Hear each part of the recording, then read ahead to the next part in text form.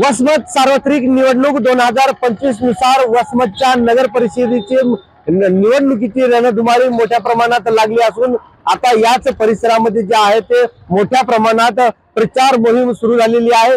शहरामध्ये मोठ्या प्रमाणात बॅनरबाजी देखील लावल्याचं दिसत आहे।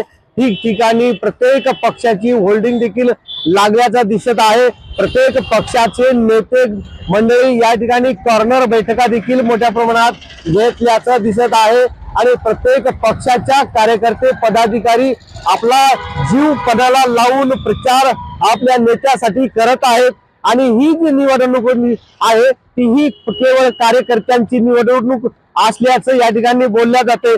परंतु मागील अनेक वर्षभरापासून याच नगर परिषदेमध्ये काम करत असताना एकमेकाची उणे देखील करताना प्रचार दरम्यान मध्ये पाहायला मिळत आहे।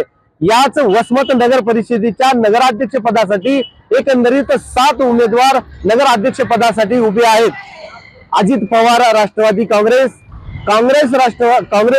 आणि या ठिकाणी भारतीय जनता पार्टी, वंचित बहुजन आघाडी, MIM आणि अपक्ष उमेदवार 2 असे एकंदरीत 7 उमेदवार जे आहेत ते अध्यक्ष पदासाठी उभे आहेत। वसमत शहराचं मतदान आहे साधारणतः 60 ते 65 हजार आणि याच मतदानाची प्रक्रिया जी आहे ते येणाऱ्या 20 डिसेंबर रोजी मतदान प्रक्रिया होणार आहे आणि 21 डिसेंबरला याच नगर परिषदेचा निकाल मोठ्या प्रमाणात लागणार आहे।